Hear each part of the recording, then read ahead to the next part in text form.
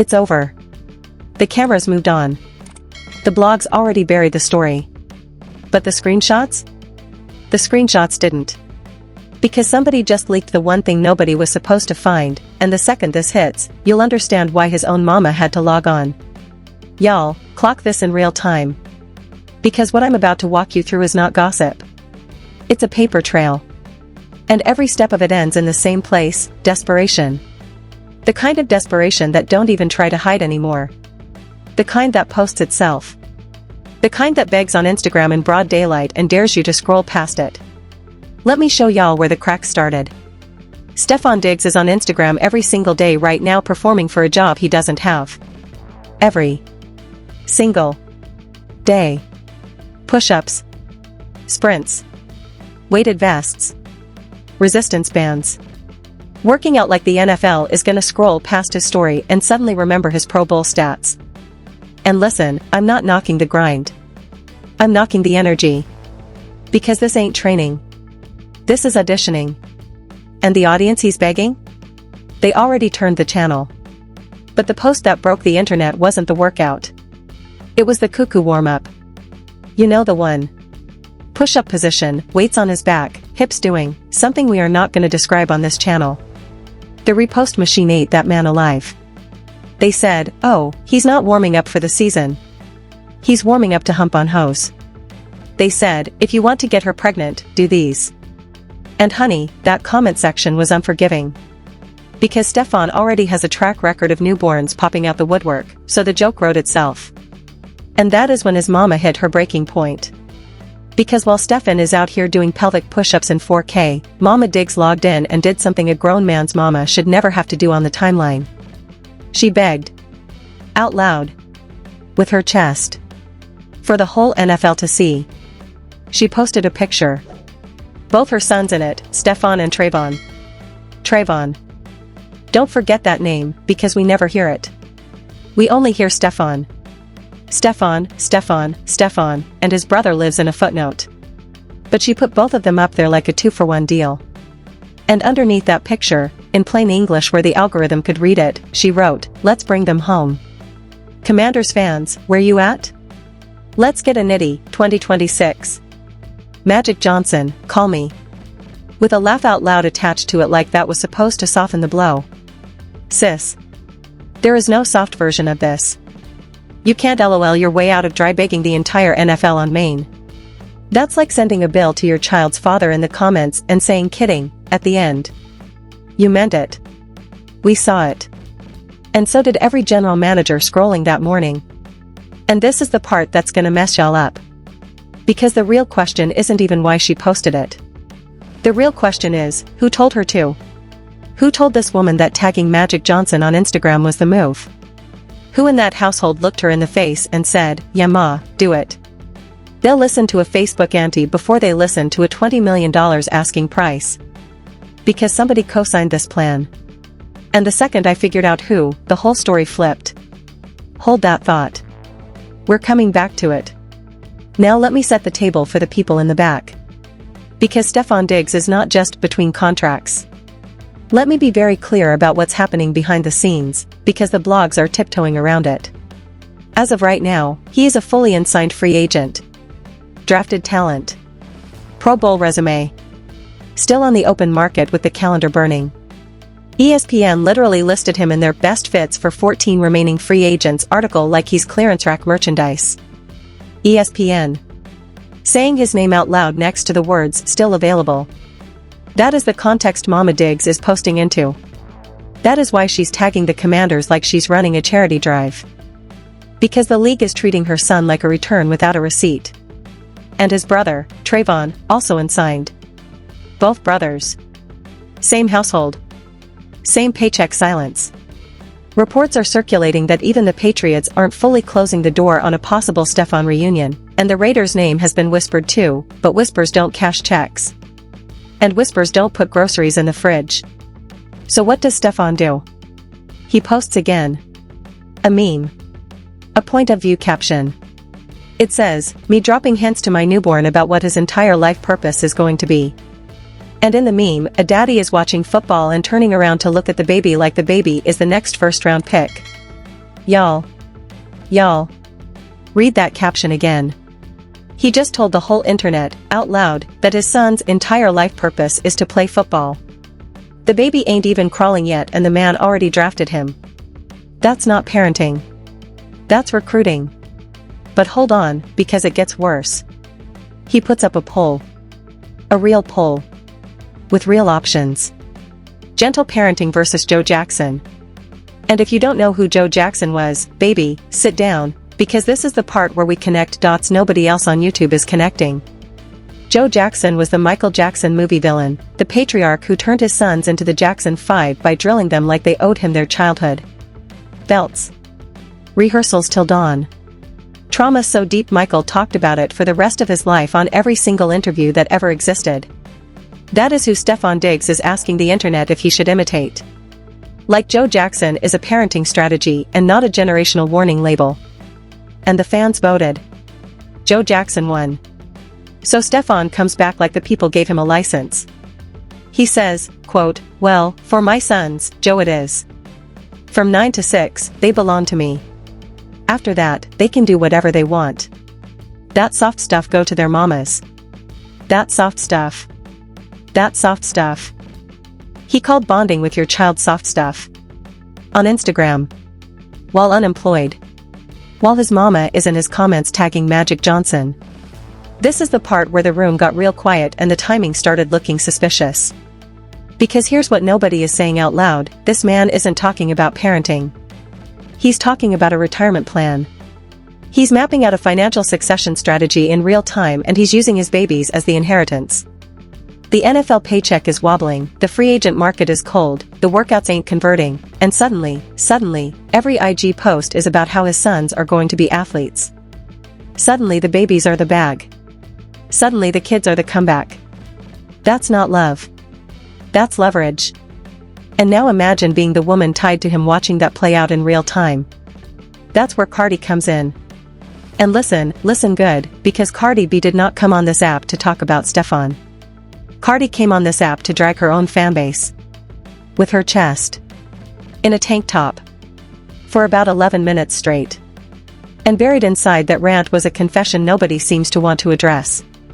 So we're addressing it. Let me set the scene. For the entire month of January, Cardi was in LA half of February, still in California. After that? Tour. The Little Miss Drama Tour. 2-hour shows every night. After every show, a meet and greet with 40 people. After every meet and greet, the after party. After every after party, the tour bus. And Cardi told y'all herself, she is noise sensitive and asthmatic. So she said she couldn't sleep on that bus because of the noise, and the smell of the gas was making her sick. Sick. She said the word sick 5 times in a row. 5. That's not a complaint. That's a symptom. And she did that every single night, for 3 months. 3 months. So when the tour finally ended, Cardi went home. And she stayed home. And she did what any human being who just survived asthma attacks on a moving bus would do. She went and got a massage. She went to a spa. She took herself on a solo date. She went to the movies, by herself, with her kids at home. She basically did everything alone. Quietly. No wig. No glam. No man with her. And that is the line. That's the line that exposed everything.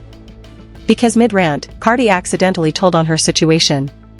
She said, and I want y'all to listen to this carefully, she said, I just want to make up lost time with my kids.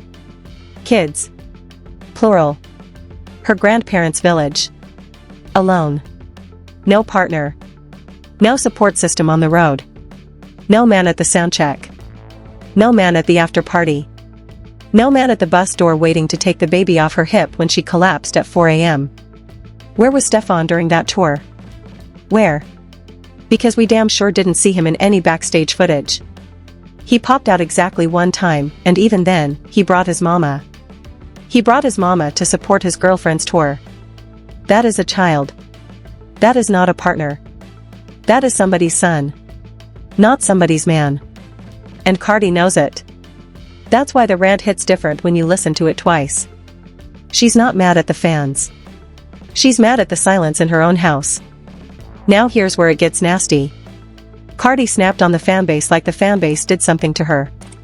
She said, "Y'all are complaining every single day. Y'all want new music. Y'all want a runway moment. Y'all want a music video. Y'all want her at every show, every show, every show." And she said, quote, "It's only been a month. Let me chill. Let a chick relax." And on the surface? She's right. A month is a month. You just got off a world-length tour. The girl is allowed to breathe. But also, and this is the part nobody on YouTube wants to say, Cardi, baby, these are the problems you wanted. You wanted a fanbase that watches your every move. You wanted to be talked about every single day. You spent years cultivating an audience that refreshes your page like it's a stock ticker. You can't build a kingdom on attention and then get mad when the kingdom shows up at your door. That's not a fan problem. That's a fame problem. And here's the twist. Watch. Cardi went on and on about how she's popping out again, how her body looks amazing right now, how she's doing 200 squats a day with a waist trainer on, how she's been getting massages, how she's been working out low-key, how she's been taking peak classes, which is pole, to get her strength up so she can perform better. She listed out, in detail, an entire post-breakup glow-up. 200 squats. A day. Daily. While y'all sleep, this woman is in a corset, in her bedroom, squatting. That is not the routine of a woman who is in love. That is the routine of a woman who is on a revenge clock. She even compared herself to Megan. She said Megan just took a big break, and you don't see Megan's fans complaining like that. Translation? Stop comparing me to the next girl. I am doing more, with less help, while you ungrateful brats sit on Twitter typing. And then she said the line that gave the whole thing away. She said, "I'm in my home, in my bed, chilling. Alone. Just her and the kids." The man she chose, the man she went on tour talking about, the man whose mama is currently tagging Magic Johnson, that man is not in that bed. He's not in that home. He's not on that couch with the chip bowl. He is in his house, with his phone, posting weight vest cuckoo warm-ups while his mother goes door to door begging NFL franchises to take him back. Read that twice. Pause. Pause right there. Because there's a detail in that Mama Diggs post that I haven't seen a single blog or commentary channel break down, and once I show it to you, you won't be able to unsee it. Look at the word order. Let's bring them home. Them. Not him. Them. She put the brothers in a package deal. And then, Commanders fans, where you at? Commanders fans. Not Commanders front office. Not Commanders GM. Not Commanders ownership. Fans. She is asking civilians to do the job that an agent is supposed to do. She is essentially crowdsourcing her son's career. That is not a casual Instagram caption. That is a flare gun. That is a woman who has watched the agency calls go silent and decided to bypass the entire negotiation process by appealing directly to the public. That's a tactic that only ever shows up when every other door has already been knocked on and not answered. So when y'all see that LOL at the end, read it again. That LOL is a wince. That LOL is a smile masking a panic. That LOL is what a mother types when she's trying not to cry into the keyboard. And the fans? The fans clocked it. The reposts were brutal. People asked, where's his agent? People asked, is there a press team in that house at all? People asked, why is a mother handling this when grown professionals are paid to? Those are not random questions. Those are the questions a league office whispers to itself before deciding whether to pass on a player. Because in the NFL, optics matter. If the family is publicly desperate, the perception is that the player is publicly distressed. And distressed players cost franchises money in PR, in locker room chemistry, and in the chaos that follows them around. That post, that one post, added a tax to his next contract that money can't fully erase. Rehook. We're going deeper. Hang on. Now here is a question I want y'all to genuinely sit with. If Stefon's career was secure tomorrow, if a team called Mama Diggs at 9 a.m. and said, we're flying him in for a workout, would all of this messy public energy disappear overnight? The Joe Jackson poll? Gone. The cuckoo warm-ups? Replaced by training camp B-roll. The 9 to 6 they belong to me speech? Quietly archived. Mama Dig's begging post? Deleted before lunch. Cardi's rant about loneliness? Reframed by a new round of paparazzi pics with him at her side. Every single piece of chaos we are watching right now is a symptom of the same root problem: uncertainty. Career uncertainty. Income uncertainty. Identity uncertainty. When a man does not know what he's worth in the league, he starts trying to redefine his worth at home. And when the home can't carry that weight either, the chaos spills onto the timeline. That is what we are watching.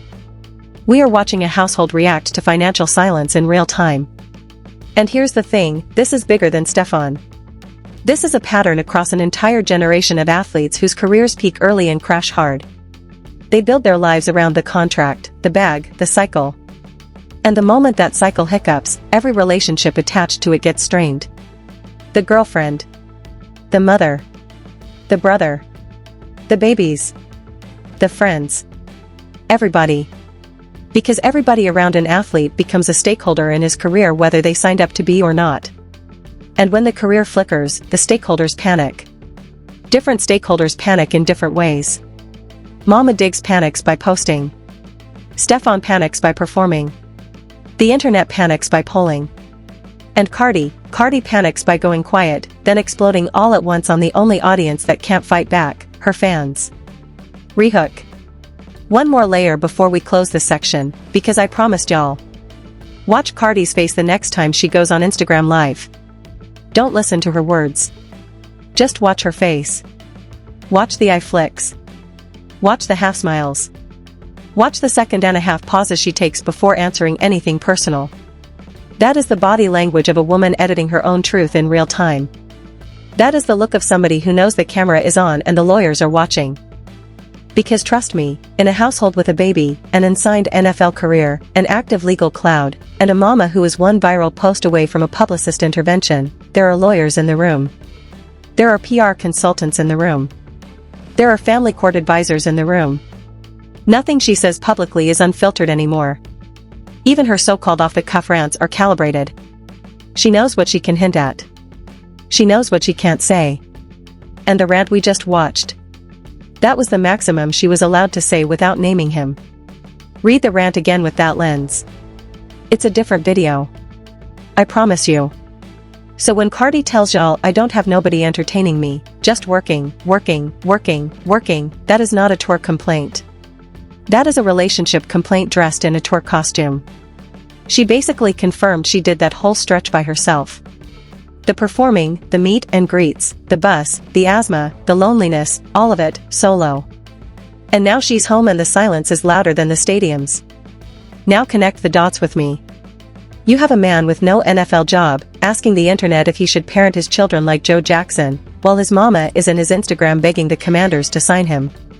You have a woman who just survived a 3-month tour by herself, going off on fans, doing 200 squats a day, popping back out into the world solo, going to the movies alone, going to spas alone, going to her grandparents' village alone in her head if her kids weren't in school. And in the middle of those two stories? A baby.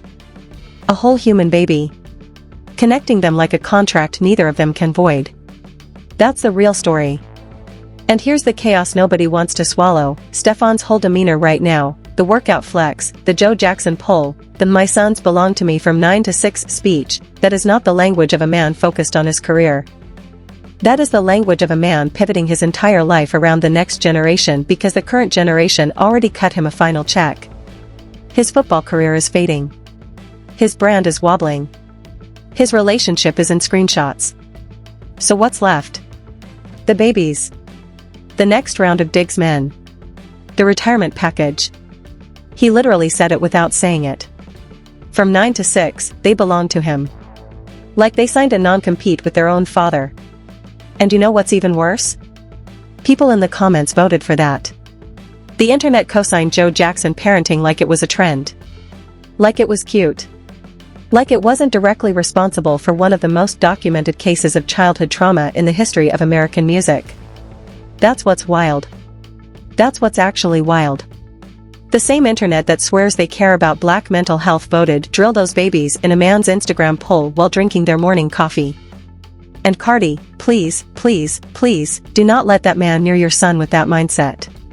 Because I do not want to wake up 2 years from now and see Cardi's 3-year-old in pads at a Pop Warner practice with Stefon barking plays from the sideline. I don't want to watch a baby try to eat off baby touchdown. I don't want to see this man treat that household like a draft pipeline. Keep the baby. Keep the baby home. Keep the baby soft, because soft is what a child is supposed to be. Hold on. Stop the video for a second. I need y'all to rewind something in your head with me. Because I don't think people are processing how wild it is that Mama Diggs felt comfortable enough to publicly tag Magic Johnson. Magic Johnson. The man owns half of professional sports adjacent business in this country. He's a Lakers legend. He's a Dodgers owner. You don't at Magic Johnson on Instagram like he's a contractor doing your kitchen. You don't say call me to Magic Johnson with a laugh out loud attached. That's a billionaire. He don't take LOL calls. Sis, the audacity of that single post is doing more cardio than Stefon did in the entire workout video. And every time I scroll past it, I find one more layer. Because look at the geography of the begging. She didn't pick a random team. She picked the Commanders. The Commanders are based in Washington, same area Stefon spent time before. So she's not just begging. She's strategy begging. She's saying out loud, bring him back to where he was relevant.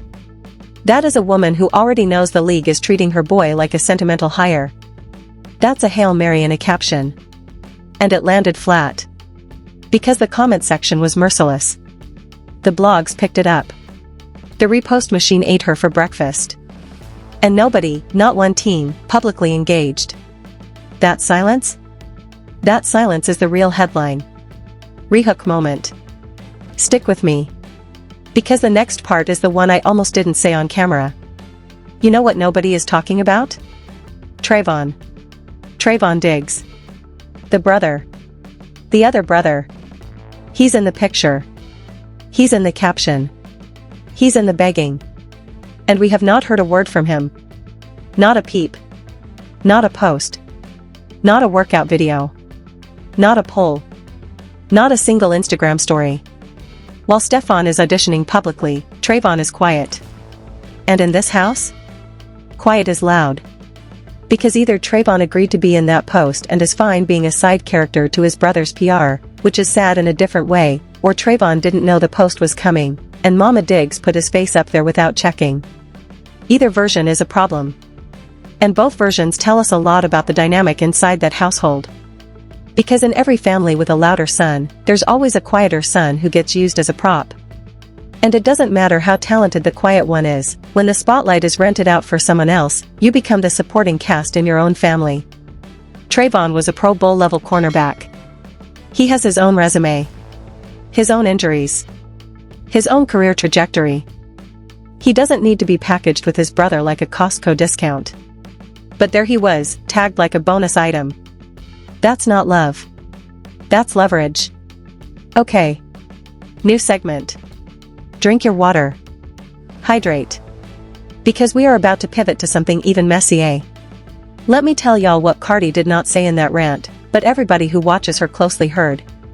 She did not say his name. Not once. Not Stefon. Not my man. Not my partner. Not my baby's dad. Nothing. The closest she got was when she said, I don't have nobody entertaining me. Nobody. That word did a lot of heavy lifting. Because in Cardi speak, when she's mad at somebody and trying not to confirm a rumor, she goes vague. She uses people. She uses they. She uses nobody. And every single time she does that, it means the person she's not naming is the person the rant is actually about.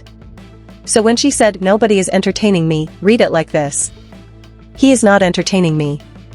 When she said I'm a little more private now, read it like this. I'm hiding the fact that he's not here. When she said I just don't feel like posting as much anymore, read it like this. If I post, you'll notice he's missing from my pictures, so it's easier to disappear than to explain. That's the language of a woman who already knows the relationship is on a respirator and she's trying to control the obituary. And the part where she said she'd rather go to her grandparents' village and be there, not vacation, be there, with no wig, no makeup, no glam? That is somebody trying to delete herself from her own brand for a minute. People only crave that level of invisibility after the public version of their life has become too painful to maintain. Cardi has always wanted to be seen. Always. Her whole career is built on being seen. So when she suddenly starts romanticizing dirt roads and silence? Something snapped inside that house. Something we are not allowed to see yet. Rehook. Lean in. Because here comes the curveball. I went back and timestamped the original tour clips. Just for my own peace of mind. And here's what I found. During the New York leg of the Little Miss Drama tour, fans were posting front row footage. None of it included him. During the Atlanta leg, fans posted backstage clips of celebrities popping out. None of them were him. During the LA leg, his city of frequent appearances, still nothing. 3 months. 3 months. Of headline-level stadium runs. And the man she's allegedly with did not show up to one. Not one verifiable backstage moment. Not one tour bus selfie. Not one supporting my baby story repost. Now compare that to other rapper boyfriends in tour history. Even the ones with bad reputations show up at least one city. Even the ones in legal trouble pop out for one show. Even the ones who don't want to be photographed get caught one time at the after party. Stefon? Ghost. Completely. Until, and this is the part that exposes the whole thing, until the very end of the run, when he allegedly popped out one time, and he didn't even pop out alone. He brought his mama. That's the only moment we have on record. The man brought his mama to support his girlfriend on tour like it was a family field trip and not a relationship. And the same mama who tagged Magic Johnson is the same mama he used as a public support shield. That's not love. That's optics. So when Cardi sits in front of her phone and says, "I didn't have nobody entertaining me," believe her. Because the receipts say she's telling the truth. The receipts are hers. She lived it. We just watched from the cheap seats. Okay. Mini cliffhanger before I keep going. Because I haven't even told y'all the part that made me record this twice. Cardi made one comment in the rant that I have not stopped thinking about. She said, and I want y'all to listen to the exact wording, "I'm in my home, in my bed, chilling. In my home. In my bed. Not our home. Not our bed. Her home. Her bed." That's possessive language. That's separation language. That's the language of a woman who has already mentally divided assets. That's the language of a woman whose physical address is no longer shared with the person you think she's still with. And I'm not the only one who heard it. People in her comment section caught it too.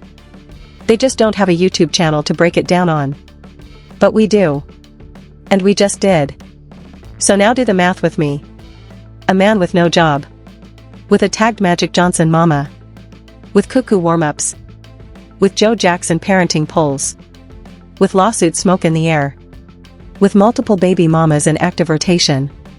With a documented ghosting record across an entire stadium tour. And a woman who is allegedly with him, who just spent 11 minutes in front of a camera saying she's alone, exhausted, doing solo dates, doing 200 squats a day, in her bed, with her kids, popping out without him, and rebranding her energy entirely. That ain't a relationship. That's a hostage situation with a baby in the middle. And the saddest part is, Cardi keeps protecting him with her silence. She could go scorched earth tomorrow. She has the receipts. She has the audio. She has the screenshots. She has the platform. She could end his already fragile public image in 90 seconds. And she hasn't. Why? Because of that baby. Because once you have a child with somebody, you start protecting his name even when he stops protecting yours. That is mother math. And it's the most expensive math there is. Rehook. Stay with me. Because here's where it gets dirty. I want to talk about the people behind the scenes for a second. Because we keep talking about Cardi and Stefon and Mama Diggs as if it's just them. It is not just them. There are entire publicist teams reading these rants, watching these polls, monitoring these workout posts, and shaping the next move in real time. A man does not post a "from 9 to 6 my sons belong to me" speech as a random Tuesday thought. Somebody coached that. Somebody said, lean into the dad angle. The dad angle plays well. The dad angle softens you. Use it. And the dad angle is supposed to drown out the baby mama angle, the lawsuit angle, the no contract angle, and now the no fiancé angle. You know how I know it's coached? Because every man in that bracket of fame, every athlete with a publicist, pivots to family man the exact moment his career is in trouble. It is the most reliable PR move in the entire sports industrial complex. Career struggling? Post the babies. Lawsuit looming? Post the babies. Girlfriend pulling away? Post the babies. It's a playbook. And right now, Stefon is reading from page 1. But the playbook has a weakness. The playbook only works if the audience hasn't seen it before. And honey, we have seen it 1,000 times. We've seen it from athletes whose names we don't have to say. We've seen it from rappers whose names we don't have to say. We've seen the same "I'm a family man now" pivot run on a treadmill across 2 decades. And every single time, the public catches it. Every single time. Because pivots have body language. Pivots have timing. And Stefon's pivot has both. Cliffhanger. Don't move. Because I want to put one more theory on the table. What if, and stay with me, what if the entire Joe Jackson poll wasn't actually about parenting? What if it was about distraction? What if Stefon's team needed to flood the algorithm with a viral talking point to push the "no team has signed him" headlines below the fold? Because Joe Jackson is a hot button. The Michael Jackson legacy alone guarantees engagement. Polls about strict black fatherhood guarantee engagement. The phrase 9 to 6 they belong to me guarantees engagement. So while the gossip side of the internet is fighting over whether his parenting philosophy is healthy, the sports side of the internet is no longer focused on the fact that he's still unemployed. That's not parenting. That's a smokescreen. And it's working, at least for a few news cycles. This is what real PR looks like in 2026. It doesn't look like press releases anymore. It looks like Instagram polls. It looks like cuckoo warm-up workouts. It looks like a mama tagging a Hall of Famer with a laugh out loud. It looks like a girlfriend going off on her fanbase while she's processing a quiet breakup nobody has confirmed. Every post is a piece of theater. Every caption is a chess move. And we, the audience, are the board. Okay.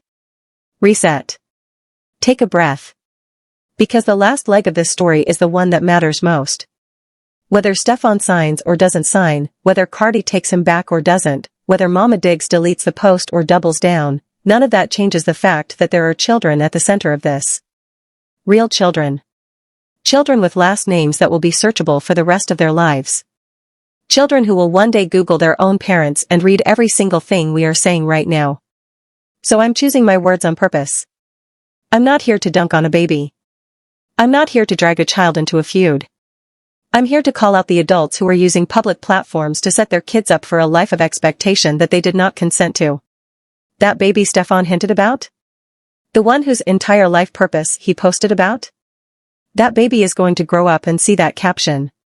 That baby is going to read those words. That baby is going to know, in writing, that before he could even crawl, his father had already filed his career for him. Imagine being 5 years old, picking up a tablet, watching a meme of yourself with the words "your entire life purpose is football" in white block letters. Imagine the weight of that. Imagine the silence in your room after you read it. Imagine the questions you would have for your daddy at the dinner table. That's not a meme. That's a confession. And Cardi knows the weight of that. Cardi grew up in a family where expectations were heavy. She has talked openly about pressure, about labels, about being put in a box. So when she goes home and sees a man planning to put her son in a Pop Warner pipeline before he can spell his own name? That's a hard no from her, and it should be. That alone is reason enough to end a relationship. Forget the cheating. Forget the baby mamas. Forget the lawsuits. Just the parenting philosophy alone is a deal breaker.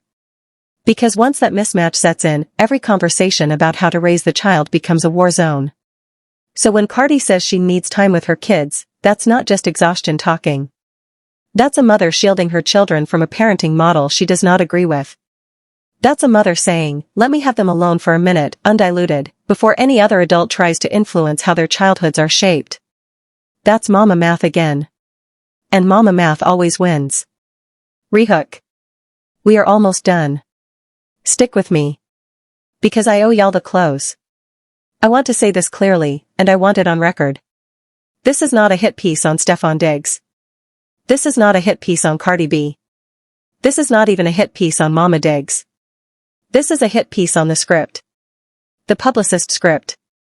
The family man pivot script. The beg the league through Instagram script. The go off on the fanbase to distract from a personal breakdown script. The script is the villain. The people are just actors. Some of them know they're acting. Some of them don't. But the script writes itself the same way every time, and the audience suffers the same way every time, and the children at the center pay the price every time. Every single time. If you are tired of watching this script run on a loop with different names and the same plot, like, comment, and share this video. Because the only way the script changes is when the audience refuses to stay quiet. When the comment section calls out the pivot. When the screenshots make it harder to spin. When the silence in Cardi's house becomes louder than the noise her fans are accused of making. Cardi, sis, take the break. Take all of it.